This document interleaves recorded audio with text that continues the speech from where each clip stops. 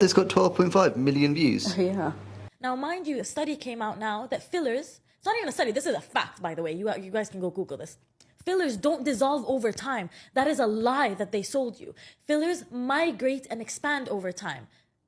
This is a fact. They did an MRI or a scan on someone. Babe, if you see what the fillers look like, that's why now you have the pillow face and the puff face and the whatever. This is a fact. And now if you point this out, you hate women. No, I love you. Go look decent, look human.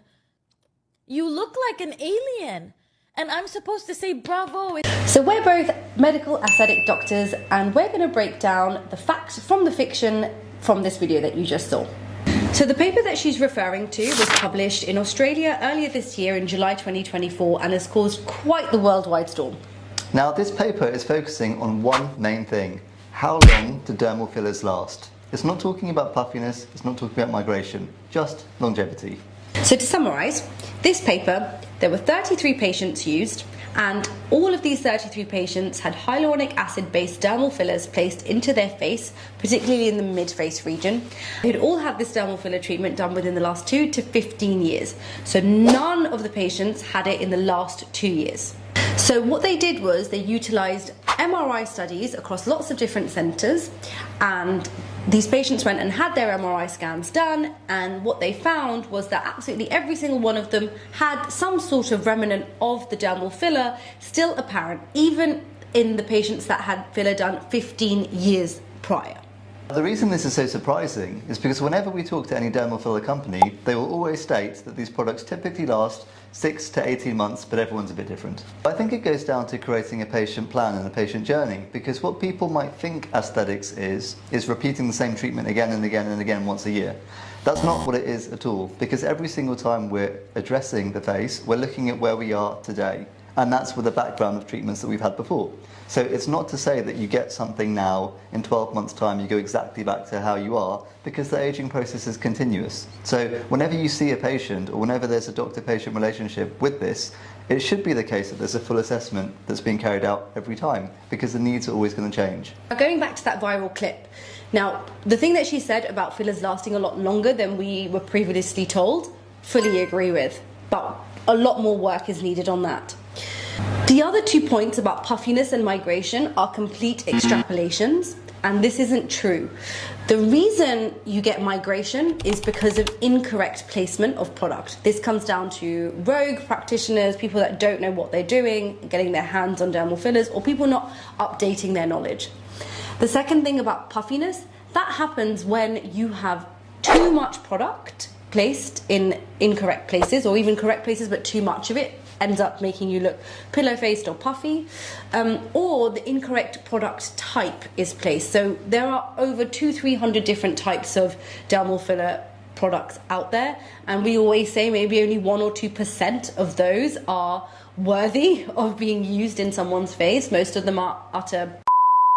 So to summarize, migration is caused by incorrect product placement, and puffiness is caused by too much product or too much of the wrong type of product, or poor quality product. Yeah, I actually think overall the message this video is giving is an overarching good one, because people should be scared of dermal fillers because there's so much to be scared of. Yeah. So as you just said, there are so many bad brands out there. There are so many people who are trusting people with their face, and things are going horribly wrong. And we see it every day, just walking around London. If you've got your eyes open, you'll see examples of overfilling, puffy faces, pillow face. No wonder people are scared, and no wonder people are panicking. And they're kind of just blanket sort of making statements that, oh, this study shows that fillers last for a long time, so that must mean that that's why the puffiness is happening, the migration is happening. But actually, these are all down to different reasons.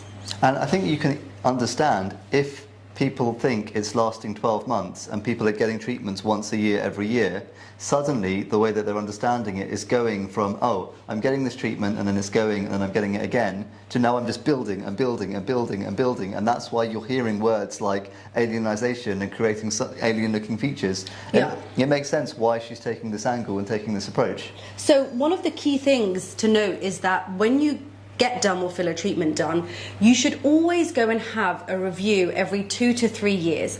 Not to get more placed, not to remove anything, but just to have a look at how that filler is sitting with your new aging anatomy. We are continuously aging. So the way your face looks today is not going to be the way you look in 3, 4, 5, 6 years' time, regardless of having any sort of dermal filler or not.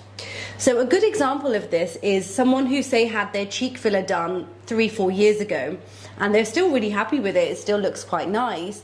But over time, we lose volume in our, say, buccal fat and in our temple. So if you're losing volume here and you're losing volume here, that cheek is going to start looking more prominent. So that is an example of how that same cheek filler you had maybe 3, 4 years ago isn't harmonious with your aging and changing facial anatomy. Okay, so Layla, we're not coming for you. We actually think you making some of these points is really good to raise the awareness and for people to actually ask more questions before these patients just, willy-nilly go and get their treatments done from any old place. You've got to be really careful, really research, and always ask the questions. Yeah, I think my favourite take-home from this is if anyone's thinking of getting an injectable treatment, always ask what filler is used, because quality of filler is so important. And always go somewhere where they're the type of place who are going to want to see you long term. Yeah. So it's not about one treatment now. With dermal fillers, it's about how it looks in 2 years, 4 years, 6 years, and this is the right way to think about it. And also, one of the key things is that I don't think a lot of people know, but since it's been coming out over the last few years, and obviously we're aware of it because it's our day-to-day job, that fillers are lasting a lot longer than we first thought. In a lot of cases, it's really good for patients, but then, like we said, we like to see our patients every 2, 3 years just to assess them and see how everything is looking. And if anything ever looks slightly off, like for example, they've aged a little bit in their cheek, so their cheek filler isn't sitting well, then we might have the discussion around very easily and effectively micro-dissolving some of those regions and then reassessing their anatomy and then either treating again or they might choose not to treat. So it's a journey. It's not just one time you get filler and then you're done. It's not that. We like to have our patients with us for life. I think that's one of the beautiful things about dermal fillers, because so long as the quality is good, things are easy to tweak. That's nice. So look, if you've got any questions about this hugely controversial subject, then please drop a comment below and we're really excited and keen to answer.